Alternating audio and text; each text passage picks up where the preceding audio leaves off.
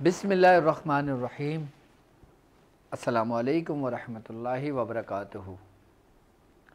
मैं अपने तमाम मुअज़्ज़िज़ अपने हम सफ़र साथियों को, अपने तमाम पीर भाइयों को, अपने तमाम मुरीदीन को, अपने तमाम शागिर्दों को और जो लोग मेरे साथ इस रूहानी सफ़र में शामिल हैं उन तमाम लोगों को, और वो लोग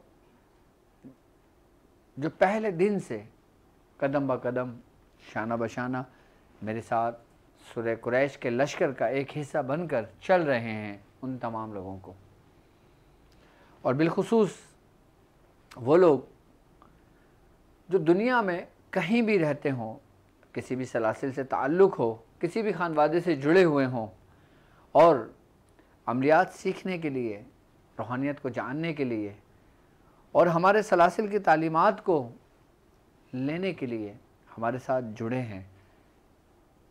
और बिलखुसूस आज की ट्रांसमिशन में वो आम लोग जो अपने रूहानी और जिस्मानी बीमारियों में मुब्तला हैं, परेशान हैं,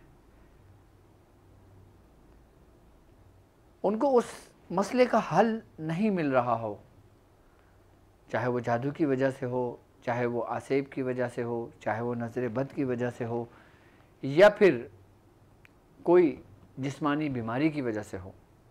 मैं उन तमाम लोगों को अपने ख़ानदान क़ादिरिया, सिलसिला सोहरवर्दिया, चिश्तिया, कलंदरिया, अबुलुलाइया, जहांगीरिया, हसनिया, उस्मानिया, तारिकिया, शाज़लिया में एक बार फिर कामयाब रमज़ान सीज़न 3 के एपिसोड 5 में खुशामदीद कहता हूँ। और ये भी उम्मीद करता हूँ कि आप तमाम लोग खैरियत से होंगे। अल्हम्दुलिल्लाह हमारा ये कामयाबी का सफ़र कामयाब रमज़ान में अपनी मंजिल की तरफ आगे बढ़ रहा है। रूहानियत के साथ साथ अमलियात के साथ साथ जाहिर सी बात है हमें अपने जिस्म, जिस जिस्म का आप पर हक है और जिस जिस्म के बारे में आपसे रोज़े महशर सवाल भी किया जाएगा, तो उस जिस्म की जो अल्लाह तबारक व तआला ने तुम्हें सेहत अता की है, उस सेहत के मुतालिक जो तिब्ब नबवी में जिनका ज़िक्र है, तो आज की जो हमारी महफ़िल है उसमें यकीनन अमलियात के साथ साथ जब हमारी सेहत बेहतर होगी तो हम रूहानियत के रास्ते पे आसानी से चल सकते हैं। जब हमारी जिस्मानी सेहत बेहतर होगी तो हम अमलियात भी कर सकते हैं।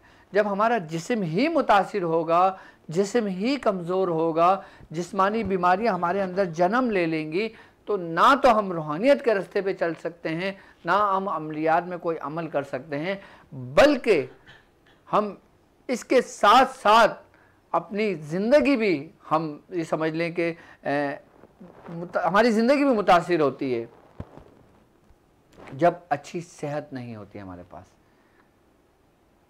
यानी कि अगर आपका जिस्म सेहतमंद है, आपकी सेहत अच्छी है, तो फिर आप रूहानियत के रास्ते पे भी बहुत आगे तक जा सकते हो। अमलियात के रास्ते में कामयाबी भी आपकी जिस्म, आपकी सेहत, वो बहुत ज़रूरी है उसमें भी कामयाब होना। तो आज की जो हमारी ट्रांसमिशन है वो है कि असाबी कमज़ोरी और जिस्मानी कमज़ोरी। असाबी कमज़ोरी और जिस्मानी कमज़ोरी क्या है और क्या अमलियात करने से उसका असर हमारे असाब पर पड़ता है, हमारे असाब पर होता है, हमारे जिस्म पर होता है। क्या अमलियात के दौरान रूहानियत में चलने वाले जो मुसाफिर हम सफ़र मेरे साथी हैं, क्या उस दौरान जब वो परहेज़ करते हैं तो क्या उस परहेज़ के दौरान उनको कमज़ोरी महसूस होती है? अगर कमज़ोरी महसूस होती है, कमज़ोरी होती है, तो उसका फिर इलाज क्या है? फिर वो किस तरह अपने मुतासिर जिस्म को सेहतमंद बना सकते हैं? या अगर सेहतमंद जिस्म है तो फिर वो उस सेहतमंद जिस्म की जो तवानाई है उसको किस तरह बरकरार रख सकते हैं कि जिस तरह कि जो हमारे अंदर जो रूहानी बीमारियां हैं उनके इलाज के लिए हमारे पीरान-ओ-ज़ाम हैं, अल्लाह के ख़ास बंदे हैं। इसी तरह जब जिस्म बीमार होता है तो उन जिस्म जब बीमार होता है तो उसके इलाज के लिए अतिबा मौजूद हैं, हुक्मा मौजूद हैं, डॉक्टर मौजूद हैं।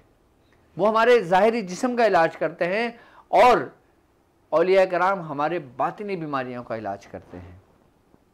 तो जब हम अमलियात सीखते हैं, जब हम परहेज़ की हालत में होते हैं, हमने गोश्त छोड़ दिया, हमने अंडा छोड़ दिया, हमने तरके जलाली करना शुरू कर दिया, हमने हर किस्म का गोश्त खाना छोड़ दिया, तो हमारे जिस्म के अंदर जो प्रोटीन की ज़रूरत है तो फिर वो किस तरह पूरी की जाएगी।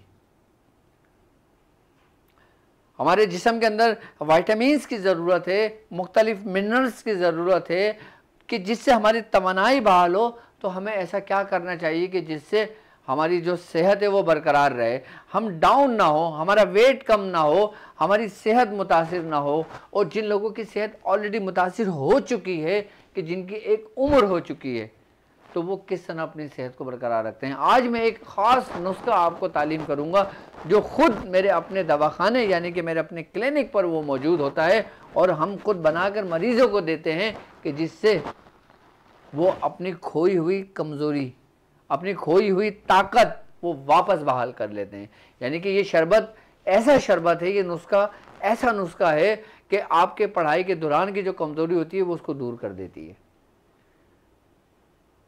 और जो लोग बीमारी से उठते हैं, उनका जिस्म लागर हो जाता है, जिस्म कमज़ोर हो जाता है, फिर वो लोग अगर ये शरबत ख़ुद तैयार करके अपने मरीज़ों को पिलाएं, ख़ुद अपने दोस्त अहबाब को दें, या जो शख्स बीमार होकर उठता है जब वो ये शरबत बना के पी लेता है तो उसकी जो कमज़ोरी होती है वो दूर हो जाती है और जो उसकी खोई हुई ताकत थी यानी कि बीमार होने से पहले की, वो वापस उसको लौटा दी जाती है।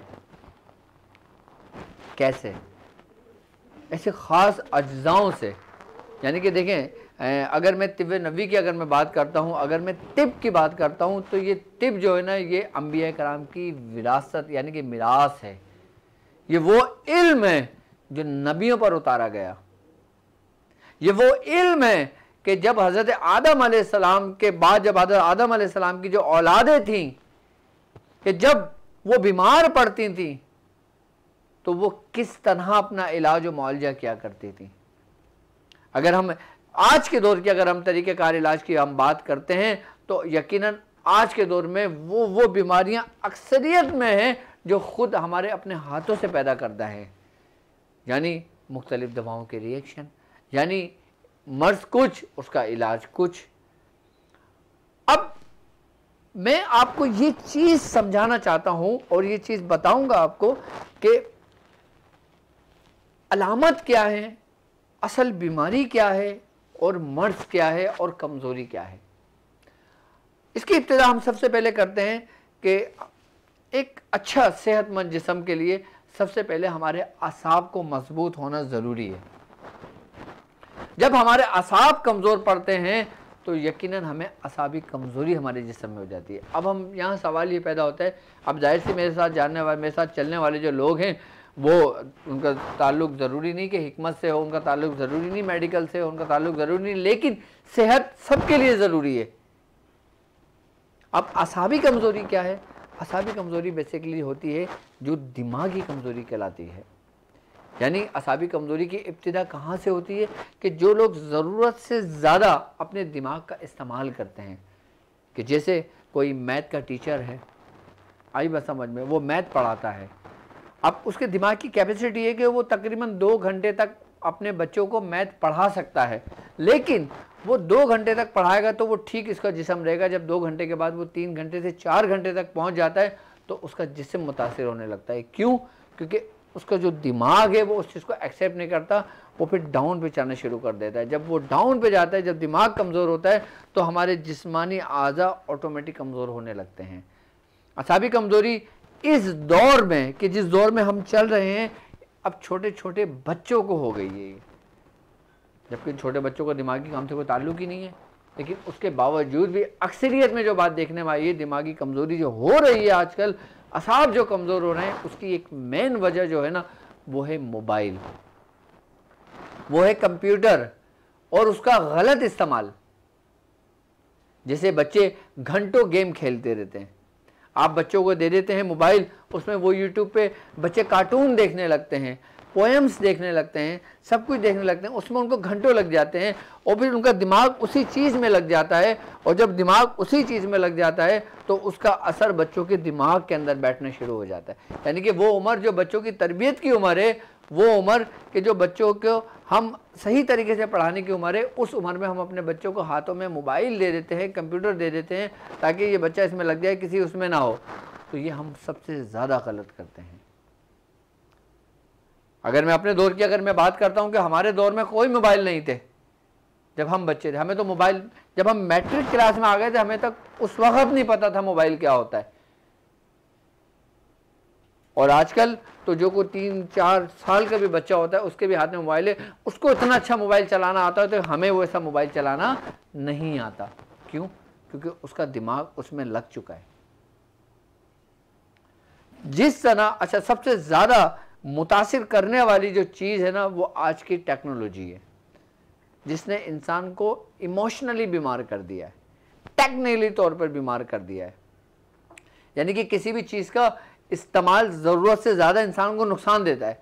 यहाँ तक के बुजुर्गान दीन फरमाते हैं कि अगर तुम्हारी खुराक 1 रोटी की है और अगर तुम 3 रोटी खा लेते हो तो वो भी तुम्हें नुकसान देती है, जबकि रोटी तो कोई नुकसान तो नहीं देती, लेकिन वो बदहज़मी कर देती है, वो तुम्हें हज़म नहीं होती। तो इसका मतलब है तुम्हारे जिस्म की कैपेसिटी, तुम्हारे मैदे की कैपेसिटी 1 रोटी की थी, तुमने 3 रोटी खा ली तो तुम्हारा मैदा मुतासिर हुआ। तो अब यकीन जाने कि जब आप मोबाइल घंटों यूज़ करते हैं तो फिर किस कदर आपके अंदर बीमारियां पैदा हो रही हैं, लेकिन आपको उस चीज़ का एहसास हरगिज़ नहीं है।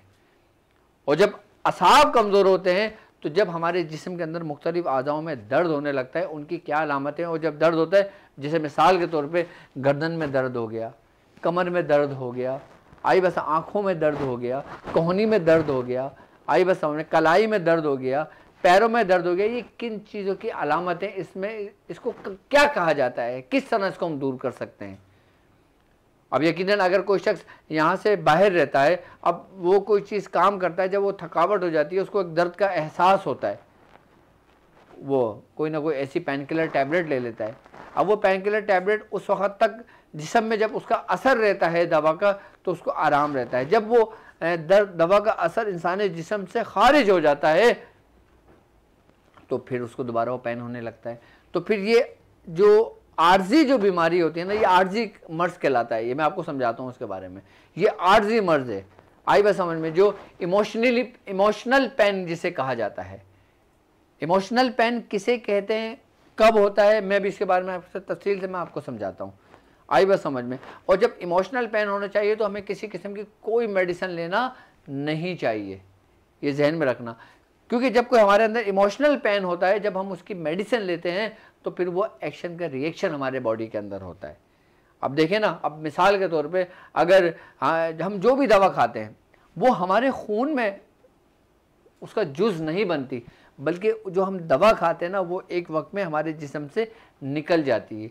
लेकिन जो हम ग़िज़ा लेते हैं ना, वो ग़िज़ा जो हम खाते हैं वो हमारे बदन का हिस्सा बनती है, हमारे खून का हिस्सा बनती है। उससे हमारे जिस्म में खून की जो ब्लड की जो सर्कुलेशन है ना वो तेज़ होती है। एक होता है मुस्तकिल होना और एक होता है आर्जी होना। आर्जी होना, हमने कोई मेडिसिन खाई तो वही आर्जी जो ना मेडिसिन की सूरत में इस्तेमाल करके फिर वो मुस्तकिल कोई ना कोई बीमारी हमारे अंदर पैदा हो जाती है। अब असाबी कमज़ोरी जो है, जो हमारे जिस्म के अंदर हुई है, हम उसको किस तरह दूर करेंगे। सबसे पहले मैं आपको बताऊं कि इमोशनली पेन किसे कहते हैं और वो क्या होता है, किस तरह होता है और किस वजह से होता है। जिस्मानी अगर देखें, असाब का ताल्लुक, अगर आपके असाब कमज़ोर हुए तो उसका असर सबसे पहले जो ना जिस्म पर होता है, यानी कि जिस्म के तमाम आज़ाओं पर होता है। जब आपका दिमाग कमज़ोर हुआ, आपके असाबी कमज़ोरी आपको होने शुरू हुई, तो ऑटोमेटिक आपकी जिस्मानी कमज़ोरी आपको होने शुरू हो जाएगी। और जब जिस्मानी कमज़ोरी होने शुरू हो जाएगी तो ये आहिस्ता आहिस्ता बढ़ते बढ़ते बढ़ते मोज़ी अमराज की सूरत इख्तियार कर जाएगी।